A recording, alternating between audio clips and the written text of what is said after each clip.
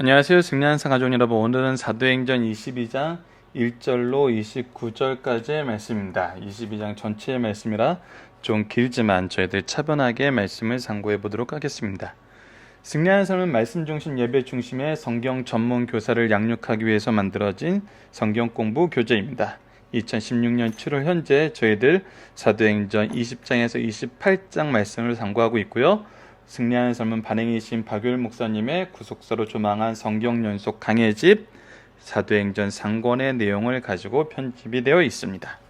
저희들 전체 구조를 통해서 이번 주 내용을 자세하게 살펴보는 시간은 주일날 업로드되는 위크스터디 말씀에서 상고해 봤어요. 어제 말씀을 참고해서 이 두 페이지에 대한 내용은 여러분들께서 다시 한번 묵상해 주시길 부탁드리겠습니다.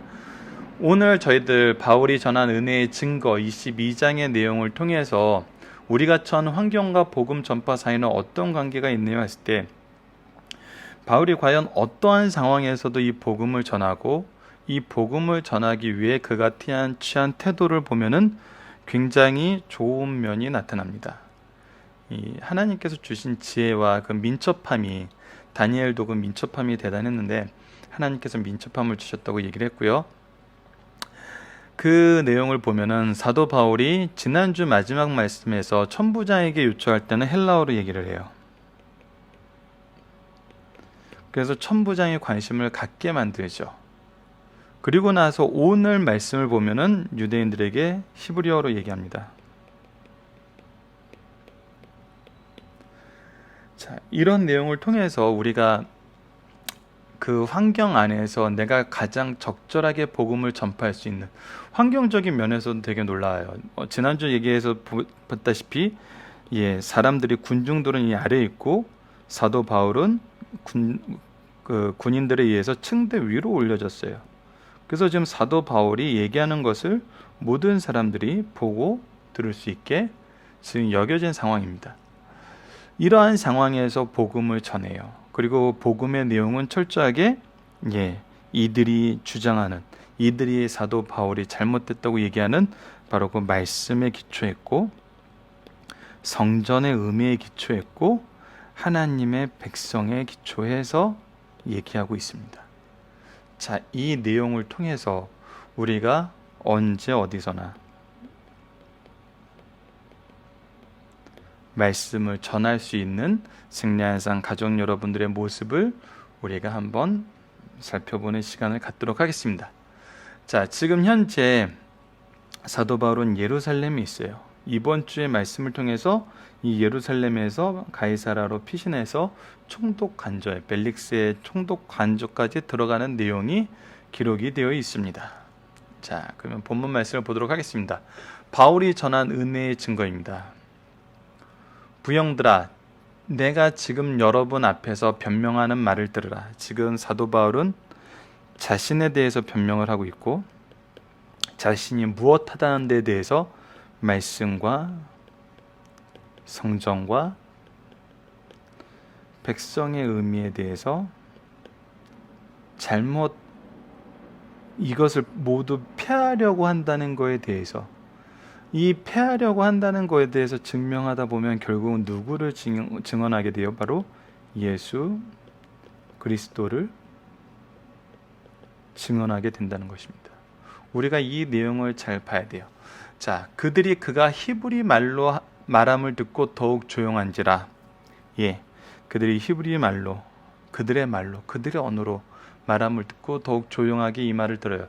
나는 유대인으로 갈릴리 다수에서 났고 길리기아 갈릴리라고 얘기하면서도 무슨 갈릴리의 다소가 있어 이렇게 머리로 생각하고 있네요. 길리기아 다수에서 났고 이 성에서 자라 가말리엘 문화에서 지금 자기 스승이 자기가 율법을 배운 분명히 혈통적으로는 유대인임을 얘기해요.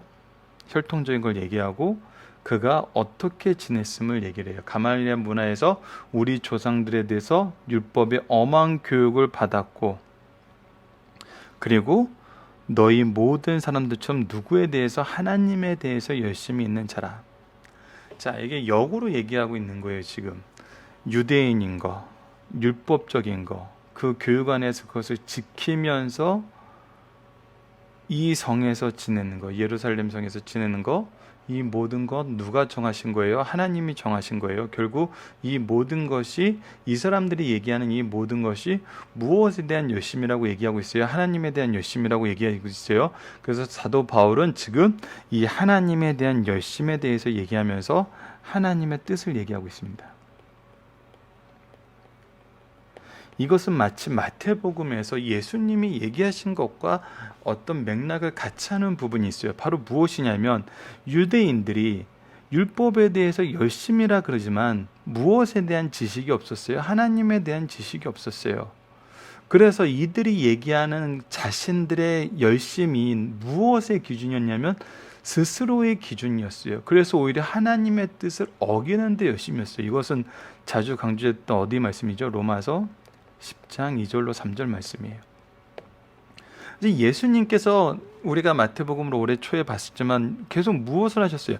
이들의 잘못된 율법, 잘못된 기준, 잘못된 하나님 섬김에 대해서 계속 고쳐주셨어요. 계속 잘못된 것을 지적해 주시고, 그렇게 하는 것이 아님을, 본래 뜻이 무엇임을 예수님께서 친히 밝혀 보이셨어요. 그것은 예수님만이 이것을 하실 수 있기 때문에, 왜? 이 율법을 주신 분이기 때문에. 이것을 수여하신 분이기 때문에. 그래서 우리 사도 바울도 지금 그가 혈통적으로는 유대인이요, 이 성에서 자라고 율법적으로는 가말리엘 문화로 엄한 교훈을 통해서 이 율법에 흠이 없던 사람으로서 하나님에 대해서 열심히 있던 자라는 것을 얘기해줘요. 자, 이 부분은 모두 동의하는 부분이에요. 내가 이 돌을 박해하여, 지금 사도 바울이 전하고 있는 예수 그리스도의 돌을 박해하여 사람을 죽이는 데까지 하고, 그래서 나도 하나님에 대한 열심이 무엇으로 나타났냐면 바로 예수님을 예수님이 주신 이 복음을 박해하고 이것을 믿는 사람을 죽이는 데까지 하고 남녀를 결박하여 옥에 넘겨주는 일까지 나도 갔었어. 왜? 이것이 하나님에 대한 열심인 줄 알았거든. 누가 같이? 지금 너희들과 같이. 그래서 너희들보다 더했어. 어떻게 했냐면, 이에 대제사장과 모든 장로들이 내 증인이라. 이 부분에 대해서는 대제사장들과 장로들이 내 증인이야. 난 이렇게 살았어.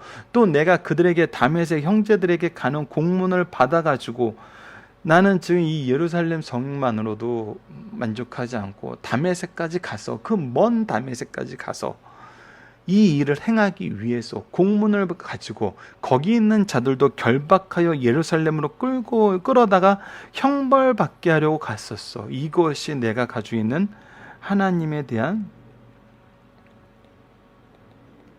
열심이었어. 이때 너희들은 나를 알아. 그리고 나를 지지하고 나에게 이 일을 맡겼었어. 분명히 이에 대한 증인들이 있어 라고 얘기를 하고 있습니다. 가는 중, 근데 여기서 사건이 일어납니다. 가는 중 다메섹에 가까이 왔을 때 오정쯤 되어 후련히 하늘로부터 큰 빛이 나를 둘러 비치매 내가 땅에 엎드려져 들으니 소리가 있어 이르되. 자, 호련히 하늘로 큰 빛이 있었는데, 이 빛은 정오쯤에 비친 빛이에요. 즉 어떤 빛보다 강한 빛이에요? 태양빛보다 강한 그 빛이 있었는데, 그 빛과 함께 무엇이 있었냐면 소리가 있는데, 그 소리가 이르되 사울아 사울아 내가 왜 나를 박해하느냐 하시거늘. 자, 정오의 빛보다 더 큰 빛, 그 안에서 이루어지는 목소리, 이것은 누구의 능력이고 누구의 위엄이고 누구의 영광이에요? 바로 하나님의 영광이라는 거예요. 하나님의 능력이고 하나님의 위엄이라는 거예요. 빛 가운데 역사하시는 하나님의 일하심이었다는 거예요. 드러내심이었다는 거예요. 그런데 그 안에서 나오는 목소리가 왜 나를 박해하느냐라고 얘기하셨다는 거예요. 바울이 얘기합니다. 내가 대답하되 주님 누구시니까 하니, 누구신데 내가 주를 박해한다 합니까? 내가 어찌 하나님의 영광 가운데 있는 분을 박해한다 하시나이까? 이르시되 나는 내가 박해하는 나사렛 예수라 하시더라. 근데 이 일은 나만 혼자 경험했던 게 아니야. 나와 함께 있는 사람들이 빛은 보면서도 나에게 말씀하시는 이의 소리는 듣지 못하더니 이것은 앞부분에 나타나 있던 우리가 앞부분 상고할 때도 분명히 봤지만 거기 때는 목소리는 들으면서 아무것도 보지 못했던 것과 동일한데 이거는 우리가 요한복음 말씀을 들어서 얘기했어요. 이것이 무슨 일인지 명확하게 듣지도 깨닫지도 못한 상태를 얘기하고 있어요. 그래서 그 빛과 소리가 있음은 나와 함께 있던 사람들이 분명히 뭐 하는 거다? 증명하는 것이다. 자, 자기가 어떤 신앙을 가지고 어떤 열심이 가진지는 대제사장들과 장로들이 증인이고, 내가 이 빛 가운데에서 새로운 사건을 경험한 것은 누가 증인이냐면 나와 함께 이 일하러 갔던 사람들이 증인이란 거예요. 죄송합니다. 터치가 있었네요. 그래서 나와 함께 있던 사람들이 이거에 대한 증인이라는 거예요. 내가 이르되 주님 무엇을 하리니까 주께서 이르시되 일어나 다메섹으로 들어가라. 내가 해야 할 모든 것을 거기서 누가 이르리라 하시거늘. 그러면서 이 일은 누군가에 의해서 또 나에게 전해진 거야. 그래서 새 무리의 증인들이 나타나고 있어요. 나는 그 빛의 광초로 말미암아 볼 수 없게 되었으므로. 여기까지 나와 함께 있는 사람들이 증언할 수 있는 내용이에요. 손에 끌려 다메섹에 들어갔노라.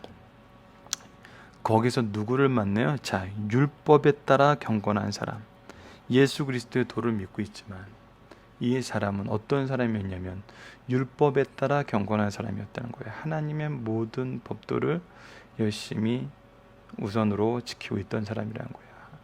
거기에 사는 모든 유대인들에게 칭찬을 듣는 아나니아라 하는 이가, 그래서 이 사람에 대해서는 누가 증언하고 있어요? 그 지역의 유대인들이 칭찬함으로 증언하고 있음을 알아요. 여러분들이 이 변증의 정확한 내용을 보십시오. 증언이 있고 증인이 있어요. 증언이 있고 증인이 있어요. 증언이 있고 증인이 있어요. 이것이 4월의 변증의 특징입니다. 우리에게는 항상 이것이 있어요. 자, 그럼 반대 변론은 우리가 이번 주에 살펴보게 되는데, 이들은 증인도 없고 증거도 없어요.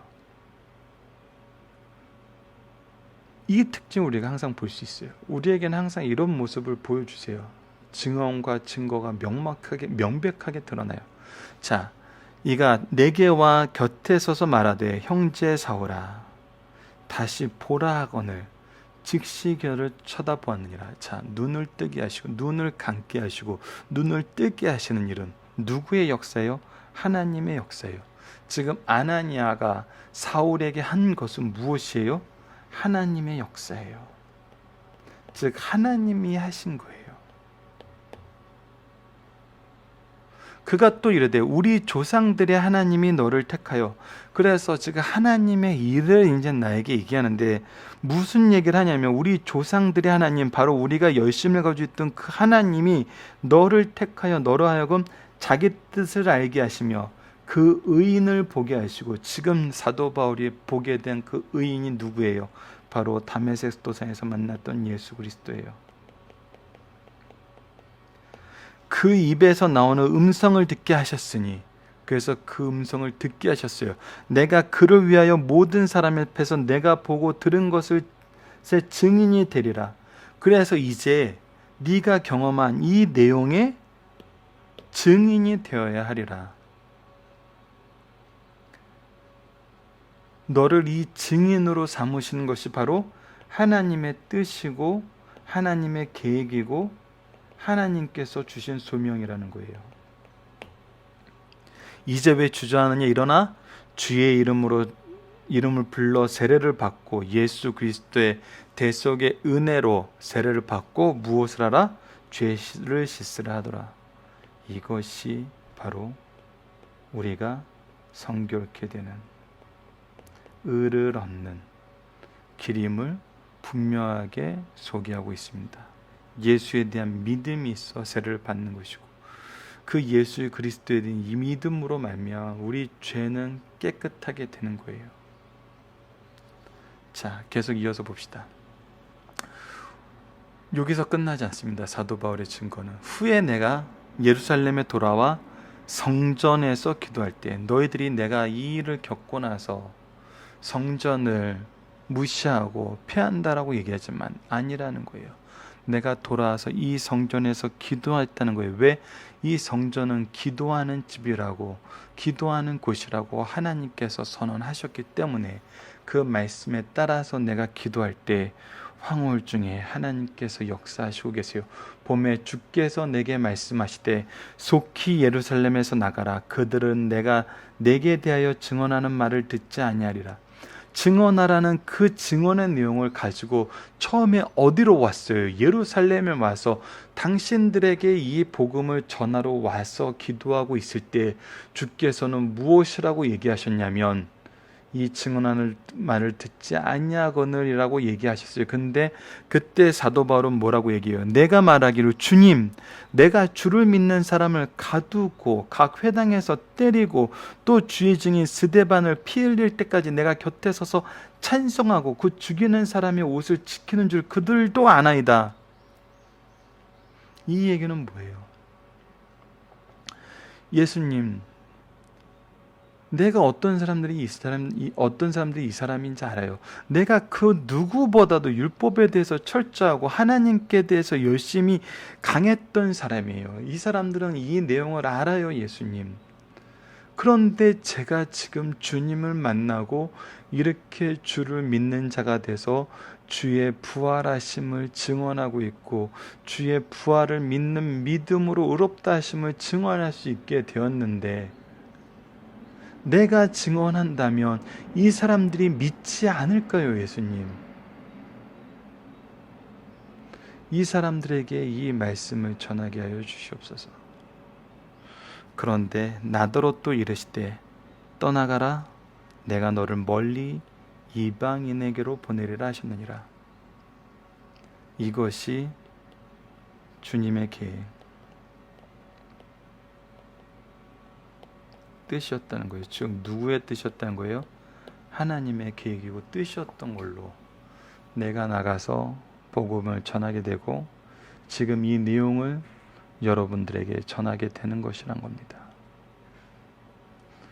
나의 하나님에 대한 열정은 여전하며 이 열정은 바로 그리스도의 복음을 전하는 것임을 자기를 통해서 증명해서 내가 믿었는데 여러분들도 믿을 수 있습니다라고 얘기를 하는 거예요. 자, 그러나 이거에 대한 반응은 어땠습니까? 이 말하는 것까지 그들이 듣다가 소리질러 이르되 이러한 자는 세상에서 없애버리자, 살려둘 자가 아니라 하여 떠들며 옷을 벗어 던지고 티끌을 공중에 날리니. 예, 왜 이런 얘기를 하는 거? 무엇이 하나님의 뜻과 상반된 것인가? 사도 바울은 자기가 경험한 그 내용의 증인들이 지금 이들과 함께 머금을 알고 있어요. 이 일의 증인들이 됨을 알고 있어요. 유대에 있던, 예루살렘에 있던 대제사장과 장로들, 바울에게 이런 일을 한 걸 알고 있어요. 바울이 다메섹 도에서 어떤 경험을 했는지 증언자들이 있어요. 아나니아가 나에게 이 눈을 뜨게 하고 주의 소명을 준 거, 지금 이 자리에 모여있는 사람들이, 아나니아가 어떤 사람들이 증언할 수 있는 사람들이 모여있을 거예요. 왜? 흩어졌던 자들이 모이는 시기가 이때거든요. 이 절기 때거든요. 그런데 그들은 증언에 대해서 확인하려 하지 않고 이 내용을 하나님의 역사하심으로 받아들이지도 않고 무엇을 하려 해요? 오히려 죽이려 해요. 천부장이 바울을 영내로 데려다가 명하여 그들이 무슨 일로 그에 대해 떠든지 알고자 하여 책짓질하여 신문하라 하는데, 자, 히브리어로 얘기했기 때문에 못 알아들을 수도 있어요. 그래서 명확한 내용을 알기 위해서 책짓질하여 신문하라 하는데, 이때 이제 바울의 얘기를 합니다. 가죽줄로 바울을 매니 바울이 곁에 서 있는 백부장들로 이르되 너희가 로마 시민된 자를 죄도 정하지 아니하고 책짓질할 수 있느냐? 아니, 이건 로마법에서 금지한 것이죠. 백부장이 듣고 가서 천부장에게 전하여 이르되 어찌하려 하느냐? 이는 로마 시민이라 하니 천부장이 와서 바울에게 말하다 내가 로마 시민이냐? 내게 말하라. 이르되 그러하다. 천부장이 대답하되 나는 돈을 많이 들여 이 시민권을 얻었노라. 바울이 이르되 나는 나면서부터라 하니. 자, 이 일로 인하여 신문하려는 사람들이 곧 그에게 물러가고 천부장도 그가 로마 시민인 줄 알고 또 그를 결박한 것 때문에 두려워하더라. 자, 사람들의 두려움은 항상 어떤 거냐면 세상적인 겁니다. 로마 시민인 줄 알고 그 결박한 것 때문에 두려워하니라. 그러나 이것은 바울이 처음에 로마 시민으로 바뀌었으면 어떻게 됐겠어요? 얘기할 기회를 안 주고 오히려 더 안쪽으로 들어와서 보호하고 철저하게 분리를 시켰겠죠. 하지만 사도 바울은 민첩함으로 인해서 그 지혜로 인해서 하나님께서 주신 인도하심에 따라서 그곳에서 이 복음을 전하게 됩니다. 그리고 자기가 얘기하는 것이 그냥 자기의 일방적인 주장이 아니라 확실하게 증거가 있는, 그리고 자신이 하는 일이 하나님에 대한 열심에서 기인한 것임을 분명하게 드러내게 됩니다. 자, 본문 묵상하기를 보도록 하겠습니다. 오늘 전반부에서 대개 다 설명이 돼서 여러분들이 각자 잘 찾으실 수 있을 거예요. 그리고 이미 우리가 담에색 도상의 말씀은 작년에 깊이 있게 살펴봤기 때문에 꾸준히 말씀을 보신 분들은 좀 더 쉽게 이 내용에 대해서 깨닫게 됐을 것입니다. 이 내용은 여러분들이 각자 한번 살펴보시고요. 자, 바울은 누구를 통해 나음을 받았고 무슨 사명을 받았나요? 했을 때 반드시 이방인을 위해서 하나님이 보내신 것이 예수님의 뜻이었고, 이 일로 인해서 바울이 증언하게 됐다는 것을 계속적으로 보여주고 있습니다. 자, 5번 문제만 한번 보도록 하겠습니다. 바울의 증언을 듣고 군중들의 반응은 18절 말씀과 보면은 18절 말씀은 주께서 말씀하실 때 너희 이 백성들이 듣지 아니하리라 하시거늘, 이 말씀이 지금도 여전히 이루어지고 있다는 거예요. 지금도 여전히 증언이 있고 증인이 있고 증거가 있는데 믿지 못한다는 거예요. 믿지 못한다는 것은 뭐예요? 다시 한번 로마서 10장 2절로 3절 말씀을 통해서 보는 것은 말씀에 대한 지혜가 없는 거예요. 즉 하나님에 대한 지혜가 없어요. 이랬을 때 우리는 우리 기준에 빠져서 잘못된 길로 가기 쉽습니다. 이것은 이번 주 일주일 내내 나와요. 더들로를 통해서 증언하는 그 내용에도 거짓말로 점철되어 있어요. 진실을 얘기하라는 그 진실 앞에서는 어떤 얘기도 못해요. 하나님 앞에서도 진실이 없고 세상 정치인 앞에서도 진실이 없어요. 세상 법과 하나님 법 사이에 그 양쪽 다 진실을 발견할 수 없는 모습을 보게 돼요. 우리가 이런 모습이 되지 않기를 항상 우리가 주의해야 됩니다. 자, 중심 사상을 하나씩 보도록 하겠습니다. 성령께서 바울을 통하여 역사하신 사도행전 후반부 말씀은 세 차례에 걸쳐 아시아와 헬라 지역을 중심으로 선교가 이루어졌으며 많은 교회가 세워졌고 훌륭한 일꾼들이 배출되었어요. 이제 바울은 예루살렘을 경유하여 세계의 중심지인 로마로 가서 복음을 전한 후 로마 교회의 도움 안내를 받아 당시 땅끝인 서바나까지, 지금 현재 스페인 지역이에요, 복음을 전하여 주님의 명령을 완수하려 하였어요.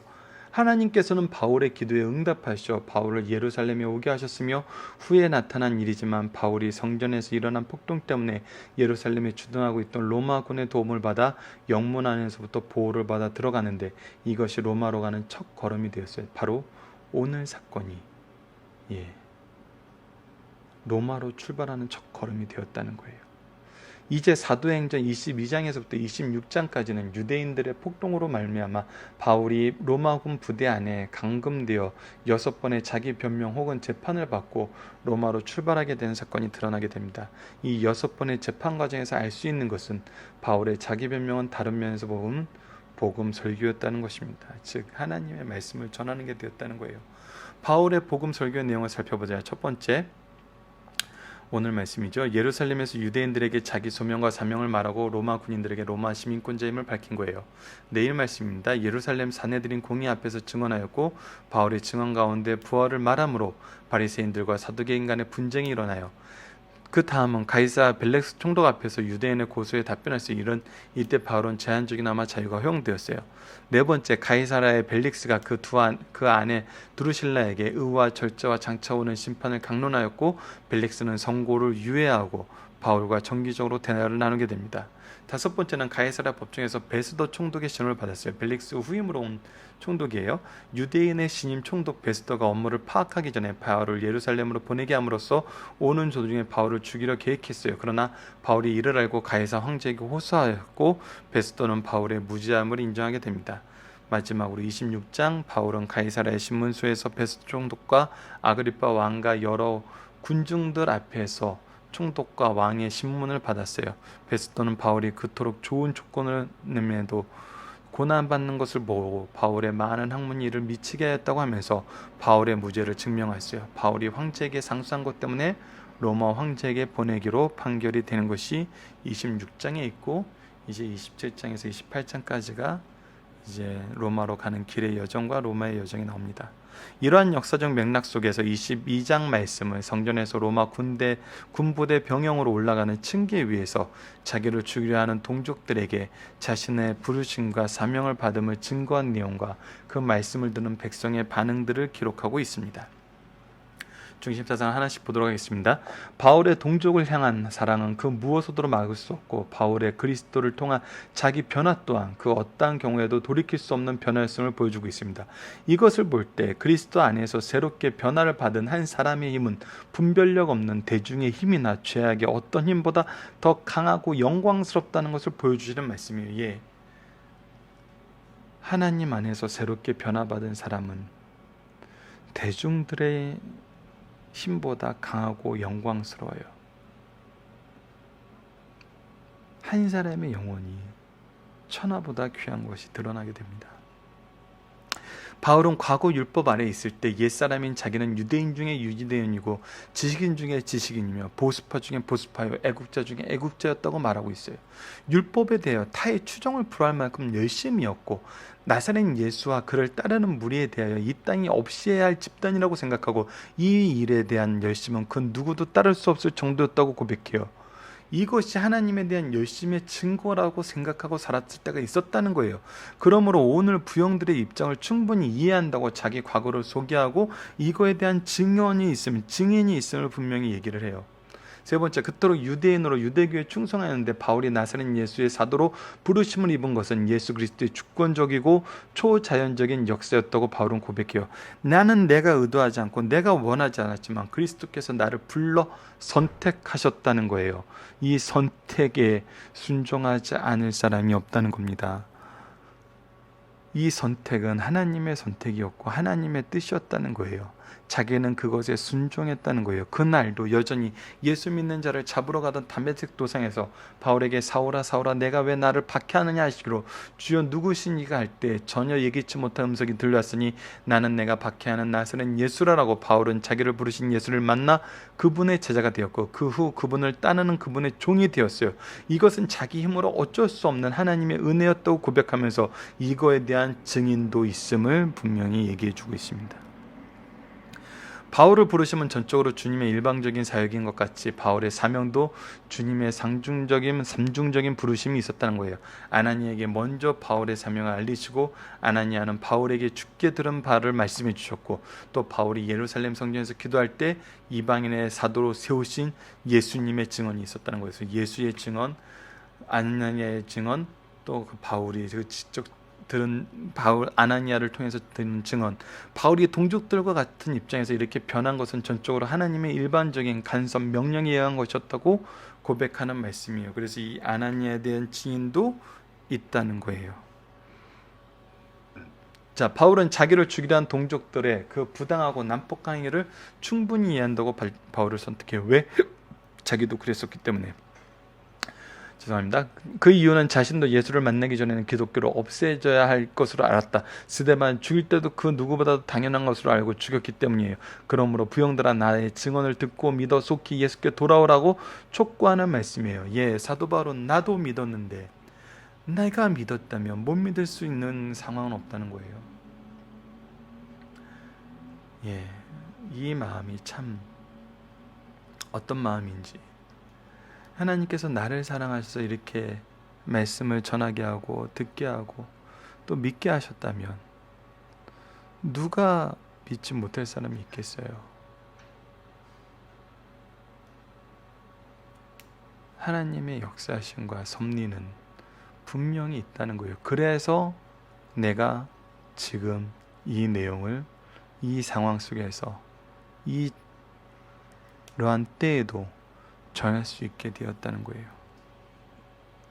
바울의 증언을 듣고도 그들이 예수를 메시아로 인정할 수 없었던 것은 전하는 진리의 잘못이 있거나 바울의 말씀씨가 부족해서가 아니라는 겁니다. 전하는 자들이 여기서 용기를 얻어야 됩니다. 우리가 지난주에서도 살펴봤지만 악에 대해서, 예수 그리스도의 복음에 대해서 우리가 얘기하지 않으면 우리에게도 책임이 있어요. 하지만 얘기하고 듣지 않으면 우리의 책임이 아니고 우리의 능력이나 우리의 재능 때문이 아니에요.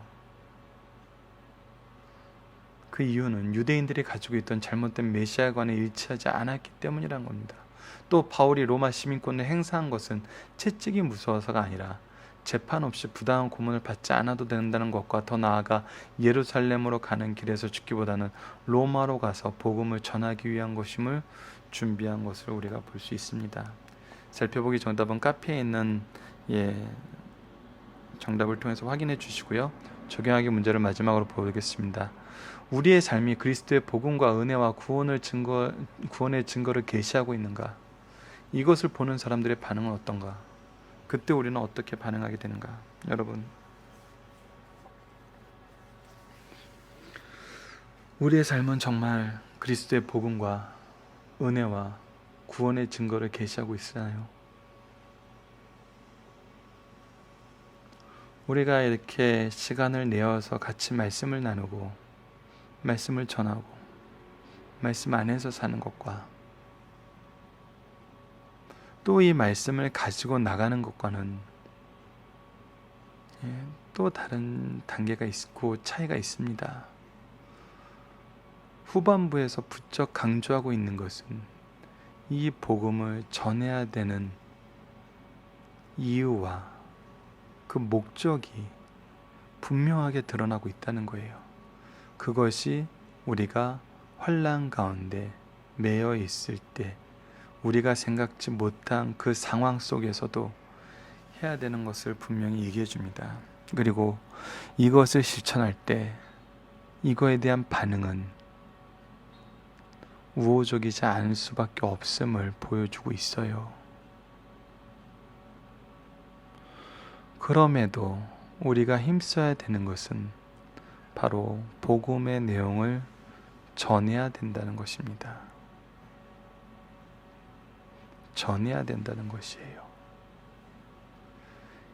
이것에서 벗어나면은 이 길을 가는 것은 의미가 없다는 것입니다.